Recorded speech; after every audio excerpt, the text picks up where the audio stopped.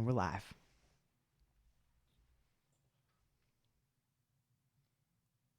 We're not on YouTube. We should be. What's going on, everybody? Welcome back to another episode of the Creative Collective Show. My name is Dan. I'm Zach. And today, we're really, I'm going to say it again, we're knocking out podcasts left and right here. We are. We have a special guest with us today, Sophie. What's going on? How's it going, guys? Good. Thank you so much for taking out the time and bringing us these amazing Sophie gems. Brought the goods. It's my pleasure, of course. It's a smorgasbord of Chick-Fil-A. Yeah. What more could you ask for? Literally Honestly, nothing. nothing. I mean, maybe, no, there's nothing else. So before we start, This is the greatest day of my life. you're basically super famous. Yeah. Perfect. Before we start, I just want to let everyone know who is listening. Please leave us a review on any podcast platform that you could possibly think of. Leave us a comment. Let us know how we're doing. If you do leave us a review, shoot us a DM on Instagram with a screenshot of the review, and we'll send out some awesome StrixMedia stickers. These kinds of stickers. Yeah, if you're watching on live on Facebook, YouTube, or Twitch, comment #live so we know that you're there. That being said, we also have a Facebook group that is specifically for creators. Any type of creator, whether you're an artist, a videographer, photographer, actor, actress, whatever it may be, be sure to join that group. It's NJ/NYC Creative Collective, and you can check it out on Facebook. And it's a great place to collaborate with other people, find gigs that people are hiring for, and just make some cool stuff with some really awesome people. Hell yeah. I think that's it. Cool. Let's get into it. Without further ado, Miss Sophie Stein, how's it going? It's going great, guys. Thanks so much for having me. Thanks for taking the time to be here. Absolutely. And bringing us some amazing food. Of course. So, for our listeners, why don't you tell everyone who you are and what do you do? Sure. So again, my name is Sophie Stein. So I'm the owner-operator of the Chick-Fil-A at Menlo Park Mall in Edison, New Jersey. And I've been there a few times. Have you? Mhm. Have you been to my Chick-Fil-A? Yeah. And it was great? It was great. Oh, I'm so glad. Mhm. So I've owned that location for just about 1 year, and I've loved it. It's been a great time, great challenge, very rewarding. We're constantly trying to grow, and it's only up from here. So Awesome. That's exciting. Thank you. So let's go all the way back Sure. to Take it back. Yeah, let's take it back. You said you were, I think, 15 years old when you first even got into Chick-fil-A as a worker, I guess. Sure. Yeah. I was hired at 15 as a cashier. Okay. And it was in Florida, and it was probably similar to the same labor laws. So I could only work like 4 to 7, a couple days a week. I cleaned lots of bathrooms. I did lots of cashier work. I did clean the playground a lot of times. But I loved it. I loved the culture. And I remember it being a really great first job, and little did I know it would be my, first and last job. Hopefully it's my last.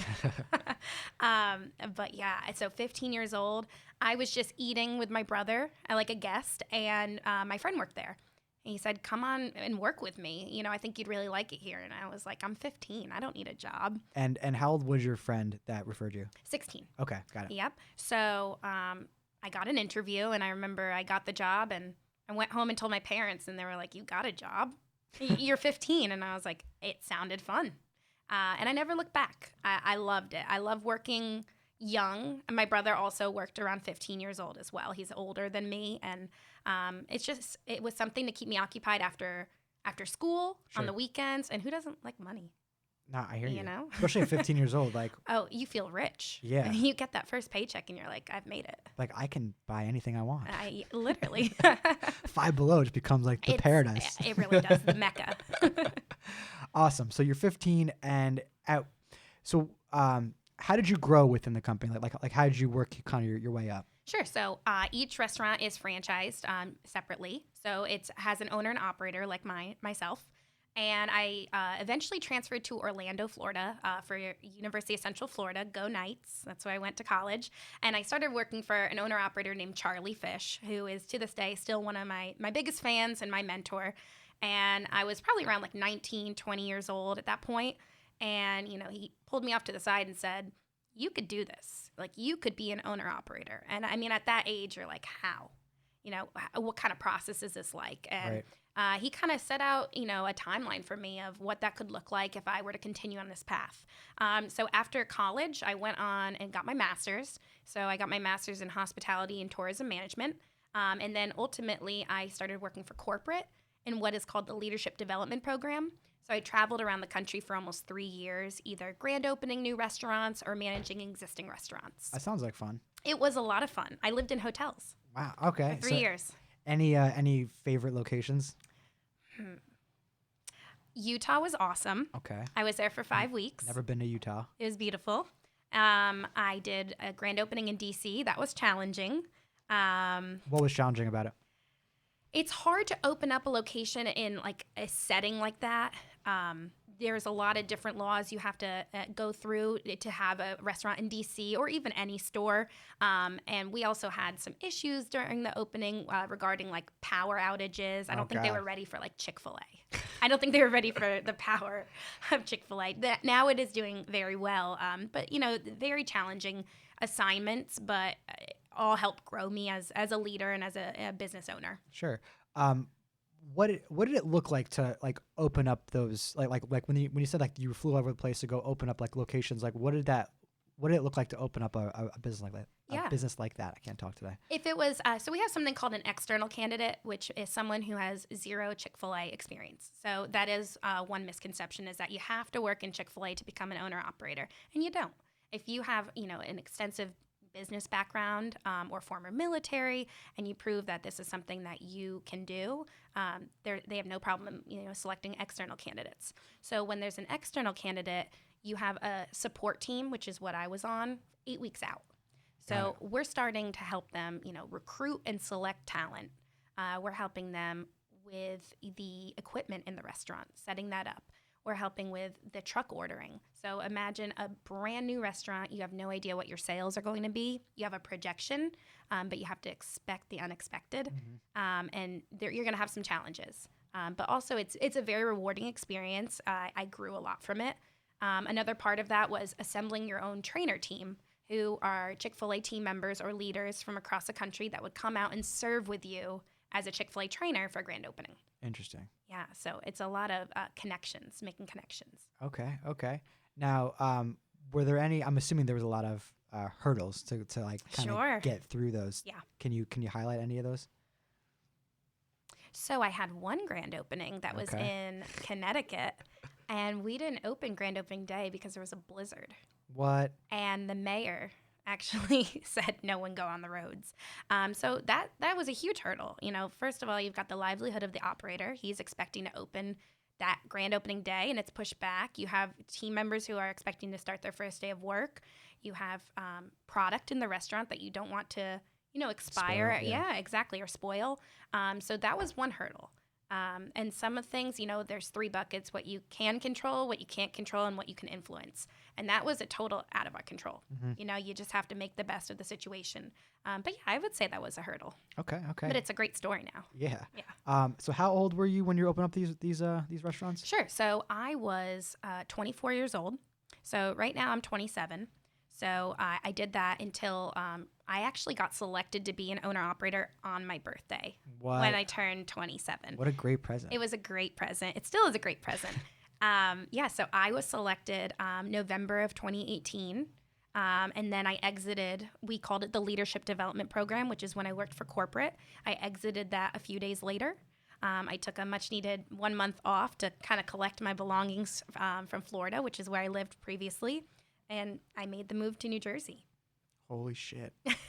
Now, when you, what'd that look like when they said, okay, we want you to open up a location? Yeah. Did you choose where you got to open it up? Like what'd that look like in terms of the process? Great question.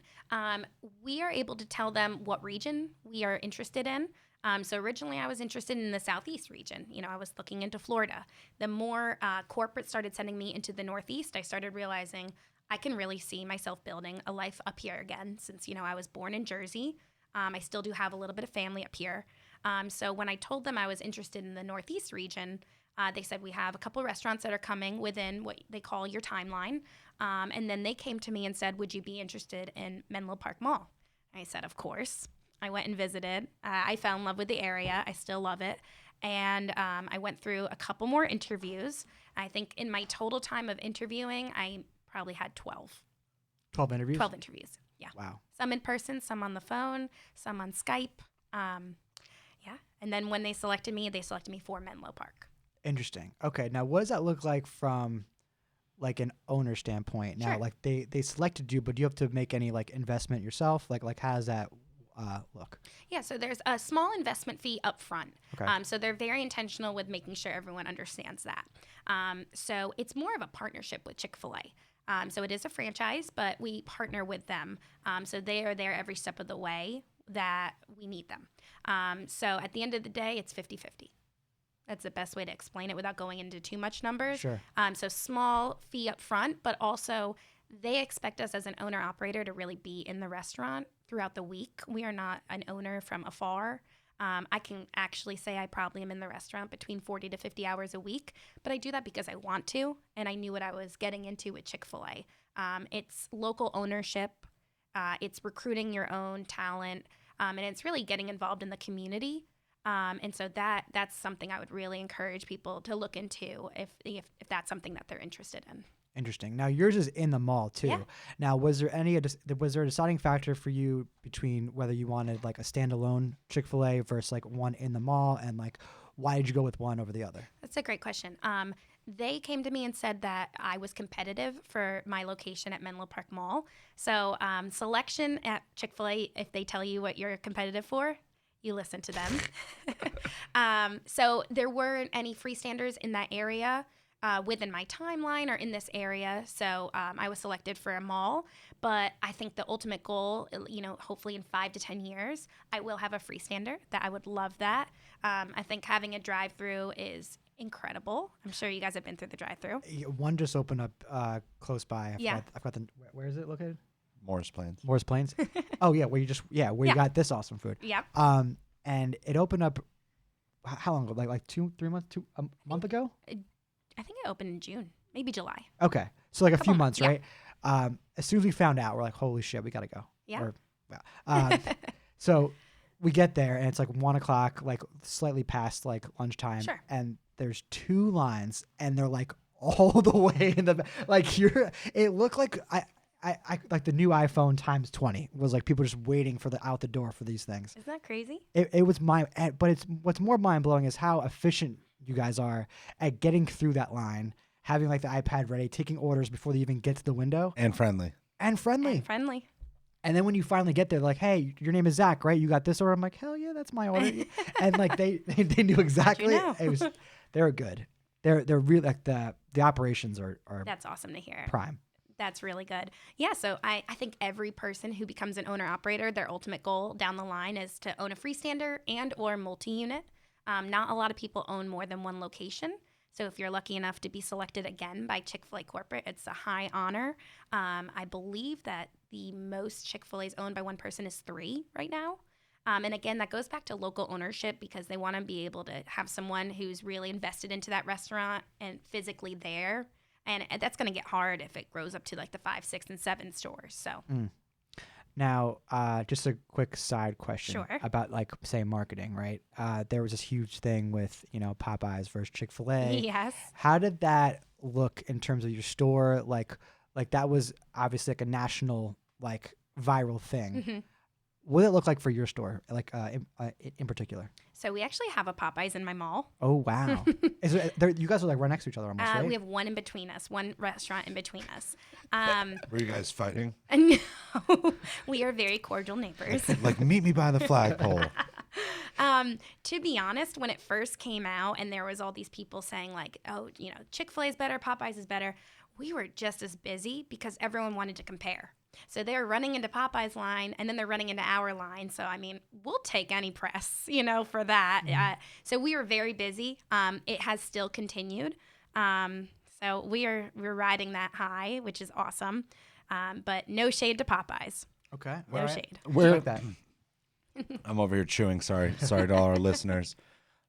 Shout out to Facebook Live. Thanks for tuning in. If you're still watching or watching the replay, comment #live and or #replay.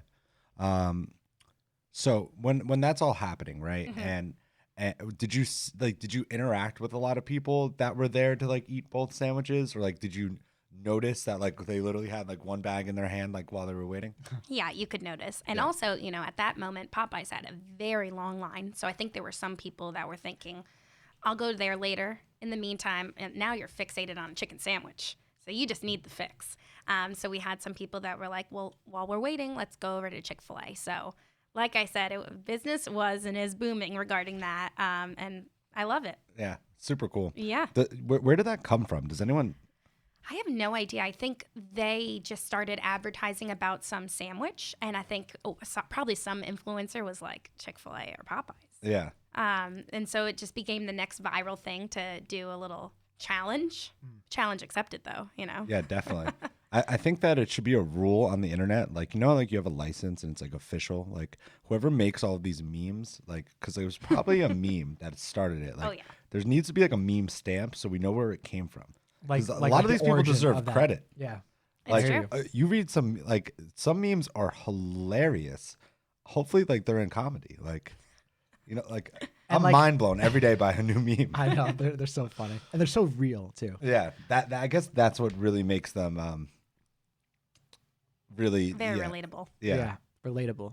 That's a very good term. Thank you. So, you're now an owner. I am. Is it what you expected? It is. It's exactly what I expected and more. It's definitely a dream job for me. And I hope, like I said, I hope it's my last job. I hope to always be doing this, for the rest of my life. I hope not to sound as I'm bragging, but I think to be our age, around 27, 28, and to be able to say that is pretty rare these days. A lot of people, join a career and they're thinking maybe this isn't for me. And thinking back to being 15 years old and I just happened upon this. I wonder if it would have led me here if I didn't start working when I was 15. So I think, again, everything happens for a reason, but it is very, it has its challenges, every day is different.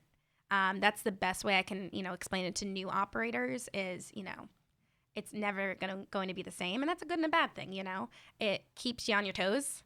And you just have to be able to put out metaphorical fires. Not real fires, but metaphorical fires. We always say that we're basically a firefighter at all times. Very true. I can relate. Yeah. So, in terms of all right, so you're saying it was pretty much what you expected it Yeah. to be. Before you were an owner, what kind of responsibilities did you have, and what do you now have as an owner? Like what's essentially changed? Sure. So when I worked for corporate, my title was interim manager. So I was managing different Chick-fil-A restaurants that weren't franchised. They were company operated, and their goal is to have almost every restaurant to be franchised. So it's an interim because they're looking for a new operator for that location. Got it. So as an interim manager, you want to protect the brand as best as you can, and you also want to set the future operator up for success. So you don't want to sign any new contracts with anyone that maybe if the operator came in, they'd have to breach that contract. You want to really keep it at a medium level. So there was a lot of things as an interim manager. My hands were tied behind my back at times. And as an owner operator, I'm able to, go through and say, I would love to hire this person. I want to bring them onto my team. I can, create my different leadership structure to how I, Sophie Stein, want it. But also I can have my own vision statement. Vision statement is very big for each different Chick-fil-A as an owner-operator. What makes my Chick-fil-A different from other Chick-fil-A's? And so that's something as an owner-operator I can really hone in on. Interesting. Now, did you, I'm assuming from all the stores that you've opened, you've seen multiple different ways it's been managed. Absolutely. Have you seen any like incorrect ways or ways you kind of saw from afar and said, I'm not going to do that? I don't think so. Again, I Okay. think everybody has their own leadership style. And it works for that person. I'm very different from, the Chick-fil-A that could be down the road or even in a different state, but yet we're all successful in our own way. I hope I'm successful in my own way. But yeah, I don't think that there's no recipe book for it. You just have to, it takes a lot of learning lessons about yourself, a lot of leadership books, a lot of leadership podcasts, but yeah, everyone has their own way of managing it. That makes sense because it's basically just a reflection of your personality. Exactly. We all have different personalities. I'm very outgoing. I can't shut up sometimes. And other operators might be very, reformed, laid back. And yeah, we're all just different. Cool. Yeah. So you're a year about into this, right? I am, yes. So can you talk a little bit about, you kind of mentioned it before when you were younger and you were kind of fortunate to realize that this is something that you'd want to do. Yeah. Can you recall a moment that was really eye-opening and positive that really kind of like stuck with you? That was like, okay, like I am doing the right thing, or, I love doing, X, Y, or.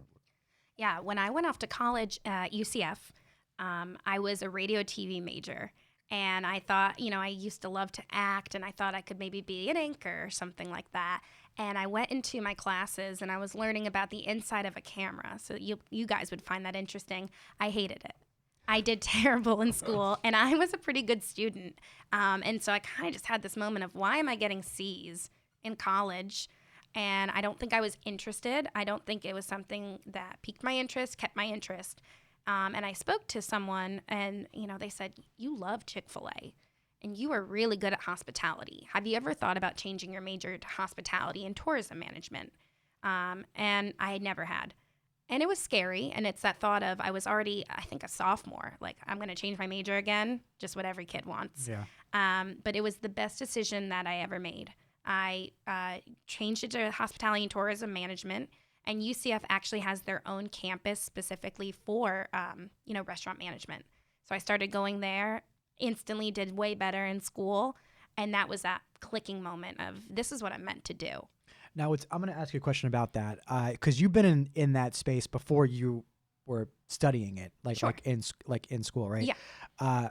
How much of it was relatable? Where did you find that the classes were aligned with what you've already known so far, or what was it completely different way of thinking? I think the classes were very helpful, but I think the best learning you can get is hands-on. Sure. So what I was learning at my, current Chick-fil-A I was working at in Orlando, I was also, working as a grand opening trainer. So like I mentioned earlier, I would travel around wherever they needed me if my operator felt that he could spare me that week. So maybe I would go out and train in Seattle or something. That's where I learned most of what I'm doing today. However, the classes enhance you. You're learning Sure. about the financial aspect. I took a franchise class. That was very interesting and very hard. Wow. So it was definitely very cool. It wasn't just, one business administration class. It was tailored to restaurant management. So that it was interesting for me and helpful. Do you know anyone from school that has gone on to do kind of what you're doing? Me personally, no, but I have a lot of friends in Chick-fil-A that I met throughout that leadership development program who are on the same route as me. So when you join the leadership development program, your ultimate goal is I either want to work on staff at the support center in Atlanta, Georgia, or I want to be an owner-operator. So I'm fortunate to know tons and tons of my friends that went through the program with me and are fortunate enough to be either on staff or owner-operators. So it's like we serve together. Do you guys, I couldn't imagine like what the holiday party looks for like. I know that I forget. I want to go to where every I holiday interviewed party.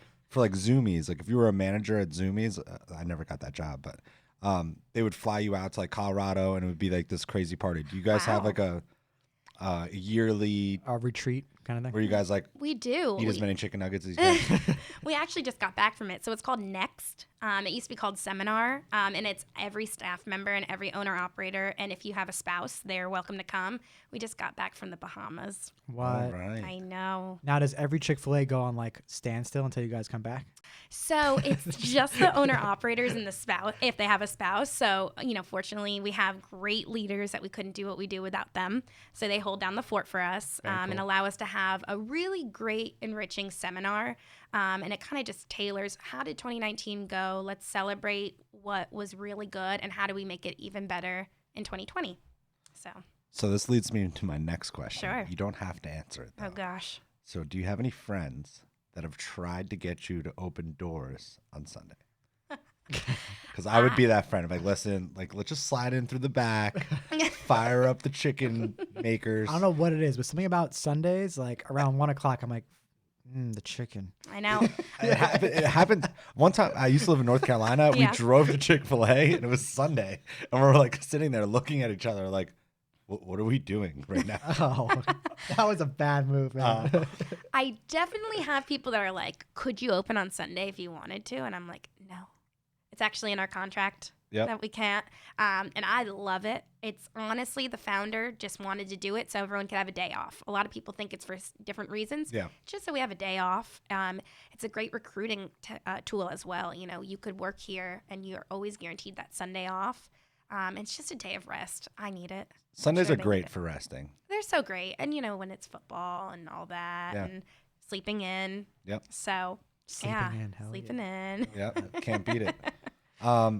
So can you tell me a little bit about possibly a mentor that you've had, whether it was in the past before you were an owner or currently? And you mentioned one. I did. Yes. His name is Charlie. So he's an owner operator in Orlando, Florida. Shout out to Charlie. Shout out Charlie? to Charlie Fish. And he has been an owner operator, I want to say, since 92 or 93. Wow. So he's got a lot of years under his belt, but he also was only like 24 years old when he was selected to be an owner operator. Wow. I totally just outed his age. I'm sorry, Charlie. Oh, wow. Charlie just turned 18. Duh. Yeah. So, Actually, quick question about Sure. that. Is there like I wouldn't say a competition, but like a record for like youngest person to open up a Chick-fil-A? I think it's 24. Oh, so he hit it. He is. I think so. Do they tend to choose younger individuals for Not being owner operator? necessarily. It's honestly, it varies. Okay. I might be wrong on that. I think the youngest in history is 21. I think the youngest right now is 24. Wow. Killing it at 21. Can you imagine? Yeah. I mean, I don't think I was ready at 21. Well, like imagine hiring. like, dude, I'm older than you. Like, what's up? We have to deal with that sometimes. Yeah. I would just have milkshakes and waffle fries all day. I don't know what I would do. You about that. You do couldn't that work at any there. age. I guess you're right. I've never worked in a restaurant, and I don't know if I can handle it. I know. Me neither. I'd just be like below the ice cream machine. Like, But Charlie has been a great mentor to me, and you know his last name is Fish, so we call it the Fish Bowl. Corny, I know, but he has like it. about 5 of us that he has helped develop, and we've gone on to be owner operators. So that's a huge testament to Charlie. You take on someone who, you know, like me, I was young and impressionable, but I also had a lot to work on. I used to be very sensitive, so he said I would cry a lot in the restaurant. I don't cry anymore. Nice. I don't, Charlie, I promise. And so he worked really hard while I was there as his leader of, you know, if you want to be an owner-operator, these are things you have to really work on. So he challenged me a lot. And sometimes it wasn't always great to hear. I don't think everyone loves criticism, but ultimately it helps you be the best leader and the best owner-operator that you can be. And so I don't think I'd be here without his mentorship. Awesome. very cool. Is there anything in particular that he said that still resonates with you today that you're like, oh, thank God he said that, or like I still have that mantra in my head? Yeah, I mean, he said this could be said about anything, not just Chick-fil-A, but, you know, I think it's important to remember that it is lonelier at the top. You know, when you are owning a business, especially if we are a little younger, it's probably easy to get caught up in, I want to be friends with this person, or I want to just be relatable. But you have to remember that at the end of the day, it's a business. You're here to make a profit, but also lead people accordingly. And you have to remember that's where you stand. It's good. It's good advice. I like that. Thank you. Very good. That actually aligns with some of the other advice we've gotten before in the past, with terms of even like hiring friends. Yeah, First. that's hard. Yeah. Yep. That's really hard. I haven't done that yet, and I don't plan on it, honestly. I have a lot of good friends that I love when they visit me at Chick-fil-A, but I think it's good to have that little break, and, you know, it gets hard. Yeah, I can see that. Yeah. How's How's it each other. working for you two? We're basically together 24 hours a day. Great. Yeah. So, We only scream sometimes. no, I mean, it's 50-50. So speaking of mentors, right? Yeah. Let's call it a digital mentor. And you mentioned podcasts before. Yes. Is there anyone that I like that term? Should we hashtag that digital mentor? That's pretty cool. Right. Okay. Right. Like someone that you haven't actually met, but it's someone that you either look up to, or whether it's a podcast or someone on YouTube. Is there anyone that you go to for advice or stuff like that? I would say business-wise, I love Brene Brown. Okay. Shout out to Brene Brown. She's an author, and she's also on several TED Talks. And she's just a really powerful female leader. And we don't see that as a female. It's hard to find female leaders that really are taking the bull by the horns and going for it. And so to hear her and talk about how honest she is, that's really helped me become the leader I am today. So I love listening to her. Cool. She doesn't necessarily have like one podcast, but when she's the guest on it, I love hearing that. Very Sure. cool. I've watched her Netflix special. Have you seen it? I haven't seen it yet. Is it good? Yeah, it was pretty good. I've probably watched it about a year ago. Wow. I think it was new like a year ago. It's pretty good. You should check it out. She's awesome. I read her book. I believe it was Rising Strong. Great book. Cool. Great book. While we're on that topic, what other kinds of books could you recommend for our listeners if they want to kind of do the same thing? Sure. So I love the book Leaders Eat Last. I can't remember who the author is. I think it's Simon Sinek, but don't quote me on that. Oh yeah, I love Simon. Dude, Yeah. he's so deep in his I video. love When I was like, whoa, like, I feel like I'm in space right now. Like, you just brought it back. Yeah, I love that. It just dives deep on, as a leader, putting your priorities into place. I also love the book Who. That's a big, it's not a Chick-fil-A book, but they love to recommend that. So if anyone is interested in, the Chick-fil-A process, they built a lot of the questions in franchisee selection around that book. Huh. So it's very helpful. Huh. That's interesting. That's a nice little tip for anybody. Yeah. Like looking to open up a Chick-fil-A, you should probably read this book first. Yeah. Can I open that's up a great. Chick-fil-A and just like serve myself all the time? You Like, gotta sorry, we're you gotta go through closed. interviews. I mean, it sounds a lot of the stuff that you're talking about. I know we talk about this so often on the podcast, and I'm sure other big companies are just like this, but it sounds like really similar to like what Apple put us through and how they did their selections and The training. the training and like being able to go to Cali and or other stores to learn. Yeah, because they I don't mean, just that was like my throw you only in the real fire. job ever. They Yeah. like kind of usher you up the ladder, if you will.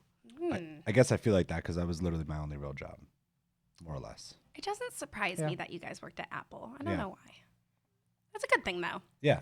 You know what's funny is that we'll actually look at like whenever we're hiring for our own business, we'll use ex-Apple employees because they've already been pre-qualified. There you go. You know what I mean? That they're already like Apple did already the work. They're already good people. They already have a strong hard backbone, if you Yeah, will. They exactly. have a good certain set of skills that are good for customer service and empathy and the whole nine. Awesome. How many interviews did you go through? I think only 3. Yeah, I think mine was like 3 or 4. I had a group interview first with like 20 people. Wow. And it sucks because like one of my friends was also in that same group, and then I was like, "Yo, did you get your call back?" He's like, "Nah." I was like, "Oh, never mind." Like it was like really awkward. You're like, me neither. Like, don't worry, dude, I got you. When your phone breaks. Yeah, I'll never forget my 3rd interview. Shout out to Alex Fig. He showed up in like a tux. I swore it was like fucking, what is it? Oh, Step Brothers. Step Brothers. Like when they show up in tuxedos, I was looking at him. I'm like in jeans. I'm like, what are you doing, dude? You're really making us look bad. I'll never He forget. would, dude. I love Fig. Yeah. Fig, if you're watching, we love you. Yeah, you better watch. Very cool. I'm happy that you had really great answers for all those questions that we just asked you. Oh, thanks. Because a lot of our guests have been like, I don't have a mentor. I'm like, I don't know where to go with this. You're like, cool. Oh yeah. So when you became owner operator and were there things that not that you necessarily wanted to fix, but that you wanted to double down on with the business, or was it hiring? Was it like, I don't know if you guys have any control with advertising, because I know all franchises are a little bit different, Sure. to at least my knowledge. And was there anything that you're like, all right, like these are a couple things we want to take care of? Yeah, so getting out into the community and doing a lot of marketing. So what I wanted to do was, we have something called curbside, which is where you have a curbside spot and you have a sign there and you bring food out to someone's car. And we haven't had curbside at Menlo Park Mall as far as the Chick-fil-A goes. So within my first few months, I reached out to a few people at corporate, made sure that was something we'd be able to do, and verified with the mall, and we debuted curbside. So we Awesome. have 3 different spots that started in last of May. So we're coming up shortly on a year. And it's just one more way that we can provide convenience to the guest. If it's raining, We're very popular when it's raining. We haven't, knock on wood, had any snow issues because it's on the top of the parking deck, so that would be an issue. Oh, But so you would enter in kind of by Chipotle, right? exactly. Okay. Yeah. So you enter at the food court. I like grew up like basically at my grandmother's house when I was Yeah. younger, and she lived right in Edison.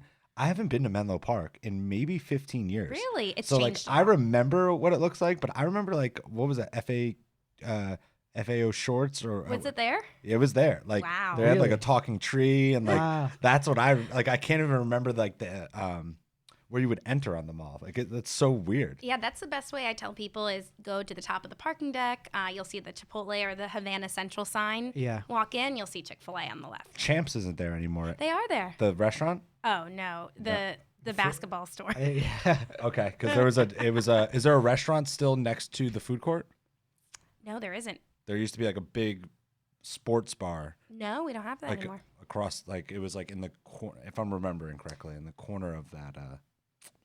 We'll have to make a visit. You have to visit. Is the Rainforest Cafe there? Do you It's remember still that? there. Yeah, Because like, I used to go there when I was little, and you just hear the rain come down. I'm like, this is the coolest place in the world. I just can't believe they're still in business. I know. The little kids are probably just like staring at their iPhones, like. It's there. The Yeah, monkey it's noises raining. are still there. But yeah. So what was the question? Oh yeah, curb. There you go. So I'm really pleased with that. We actually deliver throughout the mall, so you can mobile order and say like, "Hey, I'm at Sunglass Hut. Yeah, Can you deliver it to Sunglass Hut?" And we'll deliver it. That's that's amazing. amazing. So that was Because a lot of something. people are really busy. Like, yeah. Well, even like the employees was like for like working at Apple, working in the Yeah. mall, you had two 15-minute breaks Yep. and like an hour lunch, right? So like on my 15s, I was starving. Of course. And I would run to somewhere, go get Yeah. food, and then run back. It would be great if, because they kind of time it out, like when your 15 is supposed to be, Yeah. So I could have been like, oh, I'm gonna have 15 run around now, and then just place the Place the order, order. and they would have saved me so much time. well, yeah, Yeah. and you could actually have like ran an errand on your hour break or something. Yeah, Instead of Exactly. just eating, and then like, oh, your hour's gone, and then I know. and then you're tired because you just ate. It's like you don't want to go back to Sounds work. like a personal problem. It's definitely a personal problem. Yeah. So we deliver throughout the mall, and then we also deliver curbside. That's So that amazing. was one thing I really wanted to get out into the community. We already delivered throughout the mall, but the curbside was new, and it's still going very strong. So I'm pleased with that. We also just added Grubhub as one of our third party. So Lucky. we already had DoorDash. Now we have Grubhub, and we should be starting Uber Eats shortly next month.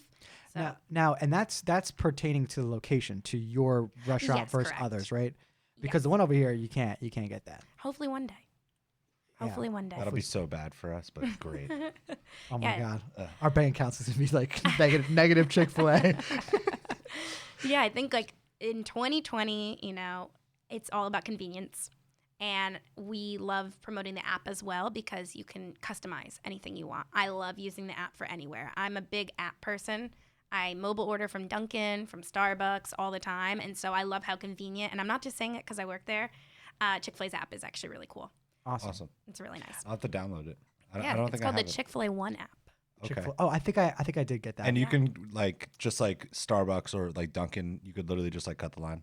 Yeah, so It's like yeah, Chipotle. so you you put walk it- in and like everyone like evil eyes you. It's like, "Grr." like I have the app, you don't. yeah, so you don't have to wait in the line. You just go over and your food should be ready there. It's pretty helpful. That is pretty cool. I wonder if we could do that for this store. We Maybe. should probably do that. Yeah, you 'cause- should be able to. Yeah. Because like the line itself, we literally like think about it, like, all right, do you want Chick-fil-A today? Like, okay, and then it's like one of those things like, okay, like we're gonna wait at least 45 minutes to get our food. Like it's already like set in like how much time's gonna be allocated. Well, and that's like a testament to like really how great the food is. Yeah, you're willing to wait. It's great. I didn't even know they had fruit. They do have fruit. That's so cool. I love to highlight the healthier items because I eat it all the time. Grilled sandwich. You said you like the grilled sandwich. Grilled nuggets. Delicious. Very Really? good. I I've never had had Grilled those. nuggets. Fruit cup. We have this new thing called the kale crunch. And it's a side item if you want to get it instead of waffle fries. Delicious. Huh? It's Kale like crunch. it's like kale chips, pretty much. It's like kale and there's roasted almonds, I believe, on top of it. Oh, and like we used to have, did you ever know what the superfood side was? It was like kale, broccolini. It replaced that. And it's only 60 calories. Wow. That sounds pretty good. I kind of It want to is get really that as a side right now. I'm just curious. So kind of to go with this theme here, Sure. Is there anything in particular that you like or like recommend? Because I saw you doing some cool sauce mix over here. I did. So I mix ranch and buffalo. I call it ranchalo, so no one Ranchalo. steal my idea. It's I would stamped. love, I would love Chick-fil-A to actually come out with that sauce, because when you think about it, if you had one sauce, you could save because you wouldn't have to get a ranch and a buffalo. You just get a ranchalo. So that's one of my secrets. Love It's that idea. delicious. It's when Okay. you want a little bit of spice in your life, but you don't want to douse it in spice. I hear you. Okay. Wow. Yeah. See, I'm all about the spicy chicken sandwich deluxe because I love the pepper Ooh. jack cheese, Yep. the spicy chicken sandwich, and the crispy version. Mm. I just my first time trying these nuggets, and they're First time? amazing. Yeah, Oh, I'm so glad. because I you always like get the sandwich. I don't want to deter. You know, I'm like, Yeah. I love this. I don't want to go it. away. Classic, our hero Yeah. sandwich. Yeah. Yep, it's Yeah. so good. And the fact that you guys have pepper jack cheese. It's great, Let's right? just point that out. Also, I mean, I saw you gave away your pickle earlier, yep. and you ate it. I ate the pickles. For all pickle lovers out there, we have phenomenal pickles. Okay. Phenomenal. They were good. So I mean, And I'm super always like thick. a extra, extra, extra pickle, Oh, kind you of are? a person. I am, Okay. yeah. Okay. I respect that. And to kind of talk on the whole pepper jack cheese thing, this is really funny. I actually judge businesses or like restaurants based on the kind of cheese they offer. And if they have pepper jack cheese, it's like, okay, they're legit. You Oh, know, it's like one of really? those Or like a sharp cheddar or like something something different else than that's not American. You know, like I want something else, like a little bit And better. it's so easy. Like when you have That's like a awesome. restaurant, like come on. We also have Colby Jack. Oh, That's new, right? Or new-ish? Ish in the last, 5 years maybe. Oh, oh, I'm not that hardcore about Chick-fil-A. Apparently. Some locations have cheese sauce too. I Huh. have cheese sauce at my location. It's very good. huh. So to go with that same idea, Sure. is there anything that you can, like, that's not at every Chick-fil-A, but might be at your in terms of like food choices and options? Or like Yeah. piloted. Yeah, pilots. Yeah, great question. So a lot of times we'll test things and they'll choose different markets. So we're not testing anything at this moment in the New Jersey market, but my location has cheese sauce. You might not be able to get that in other regions. I know some Chick-fil-A's in California have like guacamole on the side, but that's also, that's tailored to California. So That makes couple sense. different things. I opened one Chick-fil-A in Texas and they sold jalapenos on the side. It's pretty cool. Good idea. Look at that. I like how they like Yeah. literally adapt to the environment. And it's honestly, it just comes from guests asking it. If enough people are saying like, "Hey, we would love this," like we actually do listen, and so I think that's really cool that you can go to different areas and it's tailored to them. Have you been abroad to other like? There's a Chick-fil-A in other like countries? We actually just went into Toronto Wow. very, very recently, so we're looking to expand internationally beyond that. But right now, it's just United States. I believe we're in 48 of 50 states, so we're almost there. Okay. That's amazing. Very cool. So, being an owner operator, what would you say that one of your biggest learning moments or something that you find not necessarily difficult, but something that you have had to overcome and really learn from that? Oh, that's a great question. I would probably piggyback off my answer from earlier about, lonelier at the top, but here's why I'm in this role. This is why I'm passionate about Chick-fil-A and reminding myself what brought me here and why I'm still here and why I worked hard to get here. So, yeah. Okay. Cool. Now, we originally started talking because you were looking to branch out in terms of branding and marketing. Yes, exactly. So what are you looking to achieve there? Like what's your overall goal and why? Yeah, absolutely. I wanted to get a videographer to really highlight local ownership in the Edison community. I live in Old Bridge, which is only about 20 minutes away. Yeah. But I really want to highlight, who I am, how I got here, and why I love Chick-fil-A. But on the reverse side, I want to share my story of, working here starting at 15 years old. I didn't picture it as my full-time job, but now I couldn't look back. But even for people that aren't looking to, become a Chick-fil-A owner-operator long-term, you learn a lot of great skills, as whether it's your first, second, third, or last job. There's a lot that you can learn from that. And we're very flexible with schedule. We're very flexible. We have a scholarship that's a great opportunity that's given through Chick-fil-A. So I definitely want to use that as a recruiting tool as well. Awesome. That's so cool. Thank you. Because I haven't really seen any like local videos about business owners for any other franchise. especially restaurant. We just shot one. No, for like, well, We just did Restaurant- Huntington Learning Center. well, we did, yes. But in terms of like, cause like, where are you gonna post this video? So this will go on social media. Okay. So our Facebook page, we have an Instagram page. You can also like tie it to our Chick-fil-A One app. So if you're going to the Chick-fil-A Menlo Park Mall, it will pop up. That's cool. So Yeah. like, so see your video is tailored toward the end user, whereas the last video we shot for Huntington is geared toward helping like other people make a decision about whether they want to open up a franchise with Huntington. Yeah, and then we also talked about doing like a teaser video for the people that maybe don't know about Chick-fil-A or know about the opportunities to hopefully bring them in. Yeah, that's a really good idea as well. That's what the shorter one was. Got it. Yep. Cool. Yeah, you weren't in on the call. No, Sorry. it's all I good. didn't brief you. Should have briefed you. I've been debriefed. So talking about that, right? And with marketing and advertising, what are the rules with this franchise? Because Oh, that's a good question. we've yeah. worked with a gentleman that owned a State Farm franchise, Sure. and they're super strict and with compliance insurance. issues and stuff like that. Yeah. Yeah. So it's not only State Farm, but it's insurance in general that has a compliance, right? So can you talk a little bit about what you're allowed to do and I don't know, because Yeah. I know there's a lot of rules. Yeah, so we actually have an internal, not company, but someone who works with Chick-fil-A, that anything we make, whether it's, a flyer or we want to post it, we have to get it approved, which I think is very smart, because if you let everyone just kind of do what they want, you want to make sure you're consistent across the brand, especially when you have over, I think we have 2,500 restaurants. So if you have 2,500 doing their own thing, that can get a little confusing. But we also have a lot of like stock photos that we're able to use for each restaurant that comes straight from like Chick-fil-A Inc. So that's very helpful. Each restaurant typically either has like a restaurant marketing director, which we call an RMD, or someone who's on the marketing team that helps really parlay what we are serving and what we're trying to promote that week. My mom is mine. Hell yeah. My mom does my marketing for me from Florida. That's Really? really cool. Yeah.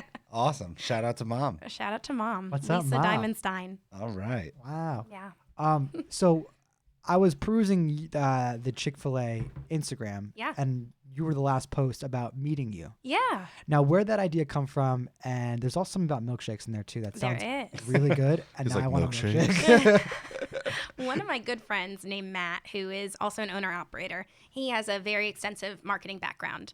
And so I came to him and I said, my 1 year is coming up and I want to, celebrate it in a small way and give back to everyone who's been able to eat with me in the last year. And he just pulled it out of his hat and said, what about shake for a shake? They come and shake your hand and meet you, and then they get a free milkshake. And who doesn't love free milkshakes? And you get to meet me. So That's really cool. When is this? this is on Friday from 2 to 4 p.m. What if we've This- already met you? This Friday? Is it in the small print? No. You can re-meet me on Friday from If I 2 to shave 4 the- p.m. I'll 2 shave to the 4. weird. Don't shave. I can't shave. Yeah, so it's on Friday, which is February, I think that's the 28th, from 2 to 4 p.m. So I'll just be, hanging out in the front of my restaurant, hopefully meeting new people or, seeing familiar faces. And, whether they want to ask me any questions or just get to know me, I'm an open book. And then you'll let the cashier know. You get a free small milkshake. Hell yeah. Very cool. See, Thank you. Facebook, if you're listening right now, now you know this Friday, Menlo Park Mall, you get to meet Miss Sophie Stein. Stein, right? Stein. And get a free milkshake and shake her hand. It's worth it. Yep. All right. So this is just a funny question, kind of off topic, Sure. but not really. Do you guys have a this is a two-part. One's a statement. An allowance. No, has nothing to do with business. Really.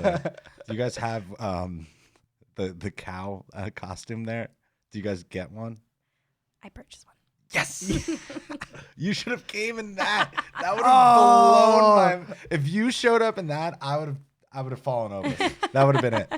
Yeah, the cow is, you guys are in marketing. The cow is so powerful. Yep. You bring out that cow and you're able to, sample around the mall. You're able to, make those connections. The kids, most of them just love the cow. I brought the cow to different events, like at the YMCA in Metuchen. They loved it.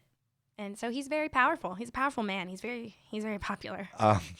Now, Have you ever seen the video online of the cows that are on the side of the road and a bunch of chickens come out of nowhere to fight them. I have seen that. It was. Have you ever seen it? I'm not I affiliated think with so. Chick-fil-A. It was so that's like one of those like meme video. You know what I mean? Yeah. Like, oh my god, that had me dying. Now, is there a name for the cow? Is there like a real name for him? I just call him the cow. The cow. So there's not like an official, like it's not Henry the cow or anything. No. Interesting. No. The former mascot was named Doodles, and he was a chicken. He predates me. How long ago was that? Oh, I think they probably retired Doodles in 1994. Okay. Wow. I bet you there's a costume somewhere on eBay for like I'm $4.5 sure. million. Did the cow costume come with a sign, like the "Eat More Chicken" It sign? does. Yes. That's awesome. Now, what's the psychology of the cow? Like, why the cow? So he's saying eat more chicken because he wants to preserve him and Himself. his family. It's like a throw someone else under the bus. Yeah, exactly. Like you 'Cause I don't want to be. exactly. And it was one of those things. I don't quote me, but I think it started in 1997, around then, and it just took off. Yeah. And we actually still are not, promoting new ones with the cow, but anywhere you go and you say Chick-fil-A, I feel like people are like the cow. Yeah. So it's just one of those things. Like the billboards are really funny because like Yeah. they're all different, like the iterations of the sign. Like they have Yeah. like Funny. oh my god. The That's actually so that's a like their marketing is amazing. Like Chick-fil-A doesn't really run too many commercials, or do they do that down south maybe in a bigger market? A little bit. You guys might have seen ours up here, the Little Things. That's our newest commercial where they have like the red couch and they talk about a little thing that happened at Chick-fil-A. Like No, I haven't. You haven't seen that? No. The most recent one I saw was a guest that went in who couldn't hear, and so we had a team member at one location who was signing to them. Oh, that's and so cool. it was like the little thing that stood out and helped them at Chick-fil-A. But Cool. we run a lot more in the South, but we're starting to really branch out up here. And then of course we have the Chick-fil-A Peach Bowl, so we're big in college football. Did you know about the Chick-fil-A Peach Bowl? I didn't know about I'm not a this. sports guy, so Okay. that's not surprising that I didn't know about that. It's called the Peach Bowl. Yeah, why- it's like one of the It's like one of the school. Got it, got I it. believe like Auburn, Rose Alabama. Bowl, Yeah, the- yeah. that's all I got. The Rose Bowl. The Cricket. Do you have a cricket noise? Dot. no, Uh, I mean we it's so long. We had to cut that one short too. There's no way to do that. Oh man. All right. So yeah, epic cow. Epic. Really great marketing. Was the cow ever in any commercials of any kind? That's a great question. I don't know the answer to that. Okay. Now, you having a background in acting, Yes. have you considered or have you reached out at anyone like, yo, I'll do a commercial like for like national and be like the face of Chick-fil-A? I haven't. I retired from acting when I changed my major at 18 years old. And I haven't really looked back. Although I think down the road, I would love to be involved in the community arts, performing arts, in some sort of way. Maybe not as an actress, but I just love to support the arts. Cool. That's cool. Have you been the cow? Of course. Yes. When I was 15 and 16, I was the baby cow. Have you ever seen the baby cow? No. There's a small cow. Oh my god. I this was is too amazing. short for the original cow. Because it's probably really big. It's very tall. I Yeah. think you need to be 5'7" or higher. Yeah. And I'm 5'2". Yeah. So I was Okay. a baby cow. That's Very cool. amazing. It's a whole family of cows.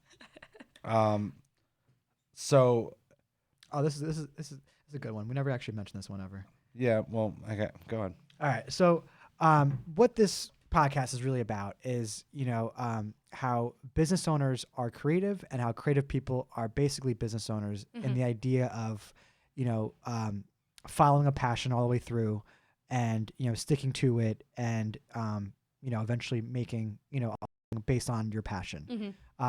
Can you attest to that? Is there anything that you do in your space that's like creative or has like a creative outlet for yourself? That's a great question. I would say you could kind of say that any location is creative in their sense in how they create their leadership team and how they create different systems and processes in the restaurant. I know that's probably a boring answer, but there's so many different ways, like I mentioned before, of how you run your own restaurant or how you lead, and I think those are all creative ways. So there's some systems in one restaurant that will not work, and in another one they are soaring and they're doing really well. So I think that's how I would let my creativity soar, but it's also through my leadership team. So I would be nothing without them. I have about 15 different leaders that serve in different capacities, from directors to crew leaders to trainers. So it's also giving them the empowerment that when they have a great idea, which they have so often, is letting them run with it and say, is this going to better our team, and is this going to really enhance the experience for the guest? If that's a yes, I'm willing to give that a try. That's great. No, I think that everyone doesn't realize that creativity doesn't necessarily have to mean like pen and paper. Yeah, exactly. And I cannot draw. So it would not be coming from anything like that. I don't have that creative bone. I think I have the other creative bone where I'm like, I'm all in and I have an idea. Let's put it on paper and let's get it going. That's exactly what we're talking about. Yeah. Like it's like that passion to see it through. Exactly. You have an idea for something and you actually execute Yep. on that idea. Absolutely. That's literally the crossover right there. Cool. So, do you have any feedback or things that you would tell someone in really any stage of their journey, whether it's something similar to like what you're doing or just just general advice? Is there anything that sticks out that is your go-to thing to tell people? Yeah, never stop learning. I mean, you are constantly evolving as a person and learning about the business. I've worked for the company for 12 years now, and I'm still learning things here and there. And just knowing for yourself that you have not arrived yet. I'm still arriving, and I probably will be arriving, forever. But that's a good feeling to know, because if I feel like I know everything, not only does that hurt my ego and others around us, but that would make me feel like my hands are tied behind my back and I've capped out. And so I hope to never be there. And there's so much that changes and evolves with the restaurant. So making sure that you're staying up to pace with that. But I would give that advice. And another big thing with that is that if you're not growing, then you're kind of just stagnant, or like you've Yep. reached your max, and at some point you're gonna get bored. 100%. You're not gonna have that the passion and fire of fashion Yeah. to kind of keep going, and really at that point is when people start looking at other avenues and that kind of thing. Exactly. Was there anything like if you didn't have this opportunity, Sure. right? Could you see yourself running a different business without being a franchise, like just on your own, doing your own thing? So I've thought about that before. I don't think I could, and I don't think I would be nearly as successful, because when I think about all that Chick-fil-A is, and like I mentioned before, a partnership, they provide so much support. And I could probably, if this wasn't an opportunity, I would maybe think about it. But the avenue with Chick-fil-A was and is the best decision that I could have made. You never are at it alone. That's the best part. I might be the owner operator, and I said, it's lonely at the top, but above the top is a support center, and they're there for you. You can call them at any time in Atlanta regarding anything. It could be about marketing. It could be about HR, payroll, labor, any questions. You have that support, which I wouldn't necessarily have if I opened my own restaurant or my own, store. So I'm so privileged to have that opportunity with Chick-fil-A. Cool. Awesome. Yeah, that's starting a business is never easy, right? No, it's not. Even to have a little bit of help on X, Y, and Z is absolutely huge. Yeah. Cool. So, what? All right. So, I don't know what I was gonna say. It's gone. Yeah, that's all right. When you did that shake post, Sure. did you look like, was there any compliance there or issues with posting that have to be approved before you made that post? So not that, because I wasn't posting something inside my restaurant. But I also had, so I mentioned my mom helps me with my marketing. I also have another restaurant marketing director that currently works with Charlie back in Florida. And she helps post from afar as well. So she's a certified restaurant marketing director, which means she went through actual classes in Atlanta through Chick-fil-A. So anytime it comes to posting on social media, I trust Melissa to make sure that we are compliant and getting the word across. Awesome. I had another question about that, and it's gone as you literally finished the answer. It's so annoying. It's not gonna come back to me. That's okay. All right. So, so when you do social media, right? Mm-hmm. Are there things that you have tried out that you've seen good reactions from, or things that are similar to the can't talk today. Sound like Elmer Fudd. The milkshake post. Like, are there other campaigns or things that maybe even doing an event at Chick-fil-A or like whatever that may be? And how'd you kind of go about doing that? Sure. So two things come to mind. So the first one is, in order to grow our mobile sales and our curbside sales, we've been doing Mobile Monday, where if you place a mobile order for curbside, you will get a treat through the app, which we call Spotlight. So you would receive a treat. In a few days, you'd open up your app and it would say, congrats, here's a free cookie. Or here's a free Chick-fil-A sandwich. So it draws people in, but also I want them to start getting used to that curbside and really trusting it. I know change is kind of hard at times, but hopefully if they get in the habit of understanding, when we'll come out and deliver the food, it'll be something that they'll do without having to come in with that incentive. And then the other thing that we do is we've done some spirit nights at my restaurant. So that's where I reached out to different schools and organizations in my community. Anyone cool. that was interested. So the most recent one I did was at the YMCA from Metuchen, and they were to advertise that from 5 to 8 p.m. on a specific day, anyone that came to the restaurant and mentioned the YMCA, 15% of their sales would go towards the Y. So at the end of it, however much they made, we totaled that up and they were able to get 15%. So I think, again, it goes back to marketing, getting our name out into the community, but also giving back, because that's really what we're passionate about as a company. Yeah, and I think that's super important to always be working within your community, whether, Absolutely. Not everything has to, in my opinion, has to be a give back, even though that's amazing, but having a voice in the community, whether it's, giving back or, doing things that benefit the community or whatever that may be. And I feel like a lot of, smaller businesses or medium-sized businesses don't realize the power of having a presence within their space. Yeah. I'd like to say that StrixMedia, like, we've done a really good job of being really just seen in Morristown. Whether it's seeing our van or, someone's heard the podcast, or when we have networking events, and all those little things eventually add up and kind of snowball into something that's, I think, really powerful. Yeah, it's like the overall presence of being, Absolutely. of just existing. Yeah. It's like really the whole kit and caboodle. I actually was going to ask you, now I remember the question. Sure. You said that you guys get stock imagery from Chick-fil-A corporate. Yes. You guys looking for any photographers/videographers for those corporate? We'll fly. I'll let you guys know. Yeah.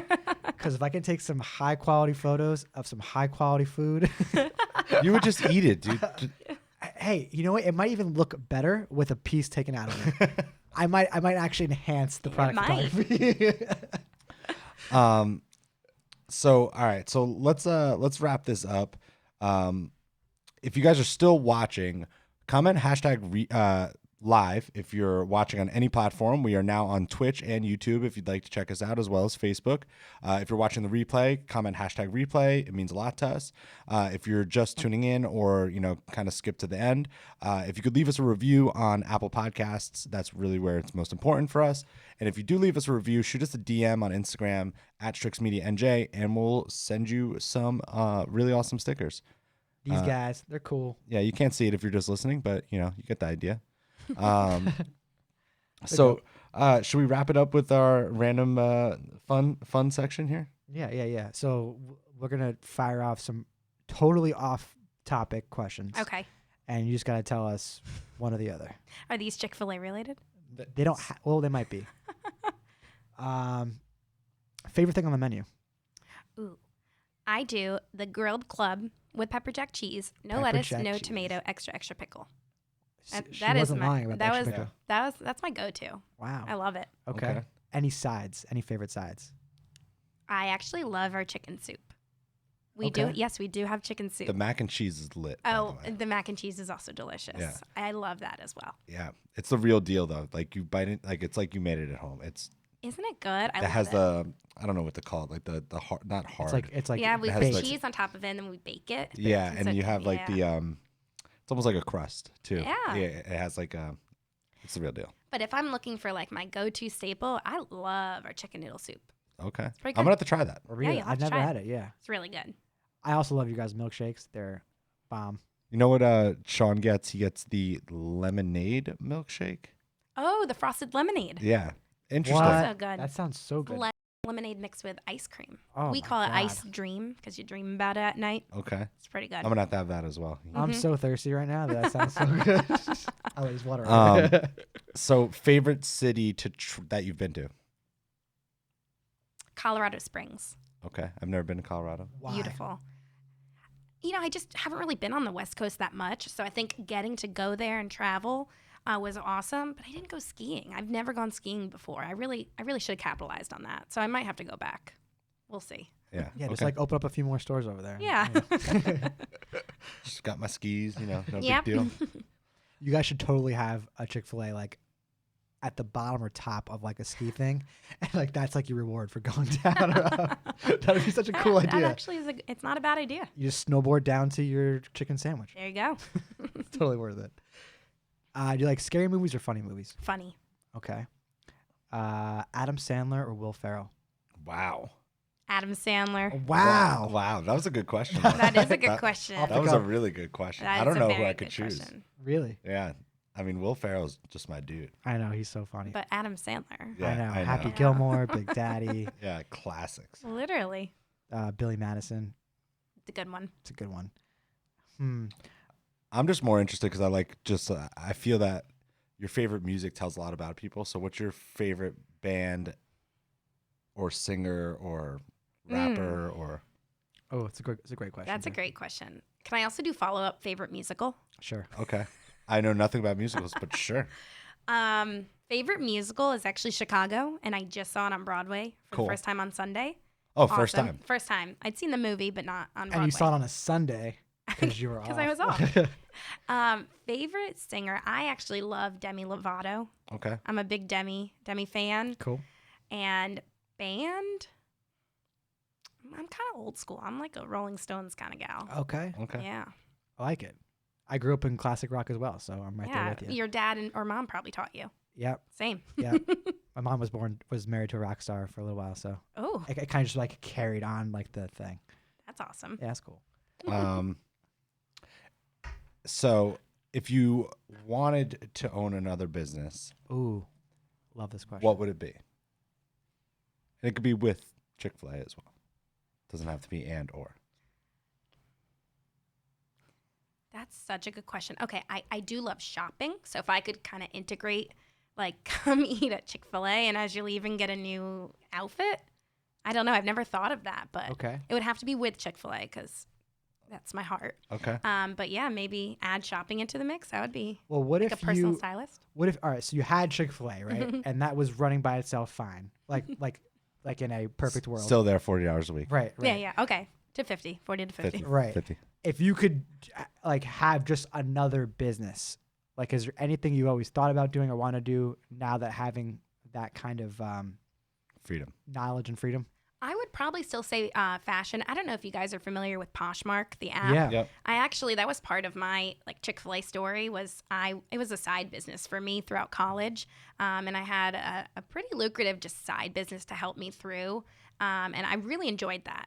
Really going out and finding new items and how can I, advertise this and market it and really find like the right items. So let's I That's wish really we knew cool. this in the Yeah, beginning. yeah. So Let's we're go not back. cutting this. Yeah, We're not ending yet. okay. Okay. Yeah. Nope. Nobody sign We're off. going back in time. We're watching you. Facebook, stay alive. Yeah. About to get some fire knowledge All right now.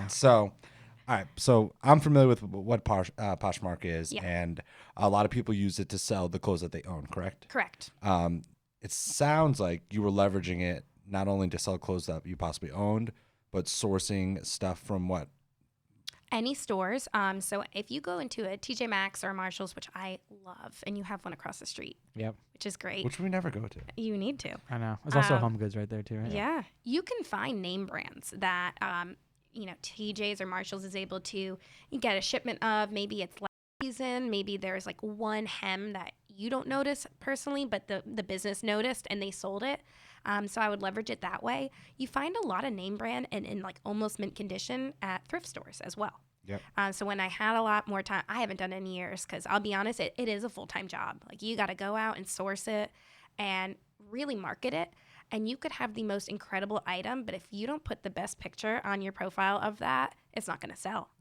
You also have to really be strategic about how you're pricing it, because you want to price it in a way where if someone wanted to negotiate with you, what's the lowest that you'd be able to take? Yep. So something so small as that app, like, really kind of helped me dive into what it meant to be a business owner. And I always used to think it was very silly, but then when I was interviewing to get into the leadership development program for Chick-Fil-A Inc., they were so interested in it. And looking back, I see why now. I mean, it definitely is a business technique, and it was just a side gig for me. So cool. Thanks. That's why, like, we kind of used to hustle like T-shirts and stuff like Yeah. that on Etsy. So Yeah, and Etsy now, I just bought a Cricut so I can make my own, vinyls for Chick-fil-A and do stuff like that. There's so many different ways you can get out there now and be able to sell what you're making, and I think that's really cool. yeah, no, that's really cool. What would you say that was your best find? Ooh, I like this. Because like I know that like you can go walk in like a Michael's or a thrift store and find like I feel like maybe sneakers or maybe handbags might be like a high like ticket item that like might get past like an average person, but like I've heard people finding like $3,000 pairs of shoes Wow. at Michael's. Like That's crazy. not Michael's. TJ Maxx. I was going to say, do you mean the fabric store? I think you mean Marshall's. Yeah, Marshalls. The fabric store. Oh, Michael's, you said. Oh, that literally went through me too. It's like when I talk about Whole Foods, but I say Wells Fargo for no reason. It's just the W, and it like my brain just like freaks out. You don't even say the W in Whole Foods. It's just like a silent W. That's so funny. My brain's reading, dude. It's true. All right. So anything that stands out, or that was a really, or something that you repeatedly went after? Ooh, That's a good question. Nothing like 3,000. That would be insane. I was able to find like Kate Spade bags that were literally in mint condition. That would probably retail for like $300 to $400, and you find at a thrift store for $20. So that's a great opportunity there. One thing I would always look for was like Tory Burch items. I don't know if you guys are familiar with that. Well, it sounds familiar. She's a designer. Okay. So Tory Burch, I would also look for Lucky Brand, and you could find those at a lot of different stores. Anything that you would think high, like name brand. Michael Kors at the time was something that was very, very popular, and now it's a little more, it's almost at every store. So that's the one thing you have to stay on top of, like what are the trends, because there were a few times where I'd purchase, one specific designer, and then you start noticing, I think that's becoming a little too relevant. I think it's too easily accessible. So let me tailor it back and go for this instead. Very interesting. cool. Interesting. And what's really cool about Poshmark too is that because so we used to work at Apple, right? I have all these old Apple shirts that I'm just like selling because like you can't get them anywhere. I was curious because like the whole thing, like you get mad followers. You do. Out of nowhere. Like you just make an I actually account have a and people lot. start following for no reason. I have like 6,000. You should sell your account. I should. Yeah, you can literally. I should. It's still active. I just don't have the app right now. And I thought about it, but again, like I said, I mean, it's like a full-time job. Yeah, especially the photos and then the shipping. Yeah. But they make it pretty easy on Poshmark, right? They do, They allow yeah. you to print a label right from there, right? Yep. Label from home. Yep. And it's already paid for. Completely paid for by From the buyer. Yeah. Maybe we should hit up, Michael's after this. Michael's, Marshall's. Buy some paint. Sell it on Poshmark. So, all right. So I love this part of your story. I think this is. I'm so glad. Yeah, no, because it's interesting to see how someone grows into, hustling for themselves. Yeah. And then starting their own business and taking kind of, I'm sure there's things that you could take away from what you learned with that, even though they might not be a literal, kind of bridge to one another. But side thing is, have you heard Gary V's rant about garage selling? Like I don't know. Do you know who Flip Gary life. V is? No. Wow. Really? Who is Gary V? Wow. This is the first podcast that they didn't know who it was. Interesting. Okay. You should check him out. Okay. Really cool guy. He's from Springfield, New Jersey. Awesome. He started. Or not buying- Springfield. Hunterdon County, Jersey. But He also lived in Edison for a while. Oh. So like another side thing. So anyway, he owns a huge agency. It's like 1,000 people. Works with like Budweiser. Oh, wow. All these big companies. But he is like I guess a couple years ago, he did a vlog every day to show everyone that he'll outwork them. So like literally every day there would be an hour-long video or like 15 an hour long of his day, taking meetings, everything, like anything and everything he showed. And then he came out with a series. Can you pull it up on your phone real fast? Yeah, I think it's called. You should. You'd like if you're in. He basically preaches that if you want to complain about being broke or you can't this and that, which is like this is like one sliver of his like marketing. Yeah. That he goes garage sailing on camera, buys stuff, and then flips it, and he doesn't need the money. And that's his like one little like shtick. That's awesome. And it's literally like what you're explaining. Trash talk, it's called. Trash talk. Oh, yeah, I like that. And he does basically like going to garage sales. He'll find like Hot Wheels cars and mugs and, you know, find them for pennies on the dollar and then resell them on eBay. And then that's where he calls it flip life, like in terms of like there you go. Flipping things all the time. And his whole thing is just being like, never complain. You can make money literally doing this. Like, yeah. That's awesome. I need to look at that. Yeah, Gary V. Gary V. Some people are either really polarized by him. So you either hate him or you love him. Yeah, he loud, talks fast, curses pretty often. Yeah, he reminds me. We said this last night on the podcast. He reminds me of Charlie Day. I love Charlie Day. He reminds me of him. Yeah. Only really well. He has like the same kind of like voice. Like he's like in like that like register voice. Yeah. But do you have any questions about the Poshmark thing? I feel like there was a lot of meat there. No. So what's interesting is that you brought up the idea that you had to almost think about what their counter offer was going to be, because they do that a lot. I didn't know that either. Like I had a few, like I posted a shirt for, I don't know, $25, $30 and they're like, oh, can you do it for 15? I was like, I don't know, you gave me this option. Like, it's like an official, like, you have comments, so people can comment and say, would you take this? And then they actually have a new like feature, which is an offer now button. So I could, if you listed it for 30 and I say, how's 15? If you want it, you could say accept now. It's done. Done. Yeah. Yeah. So there were different things you had to think about. Am I pricing this too low? Am I pricing it too high? It's not selling, or I'm not getting enough likes. You can also share.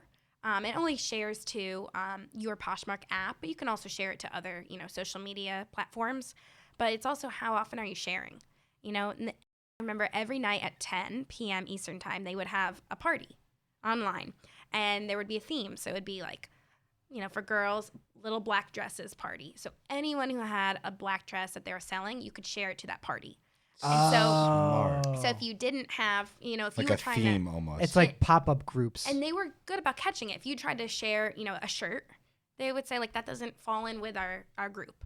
So anytime a party would pop up and I knew like if there was one for handbags, like, oh, I have this, you share, because whoever's looking on that party, they're doing a pop-up and they're looking to purchase. So that's what the parties are for. I saw them. Yeah. I always get notifications. The notification game is really good. It's really strong. Like, I guess one of the notifications like, hey, like, you haven't been here. Or like, hey, check out. Like, I don't know. They're very hey, come back. We have Chick-Fil-A. Yeah. Like there's Chick-Fil-A in this app. It almost makes you go, what am I missing? Like they really make you click. They're very creative in that. So, would you say that you could have made a living off of what you were doing, or did make a living? I would still say it was in that side gig stage. Maybe if I, had really given it 1,000% and only focus on that, I think you can definitely. I don't know if me personally, if that's something that I would have enjoyed doing for the rest of my life, but 100%. Yeah. Anyone could say, I enjoy doing this. It's kind of like fixer-upper for houses. Yeah. It's a lot more money, but you're finding these houses and you're completely flipping it around, and people make great livings off of that. So it's very similar. I don't know if I would have enjoyed that, but I loved it as a side gig. Did you find that you were left over with like a bunch of stuff that didn't end up selling? Sometimes. You kind of had like fire sale it?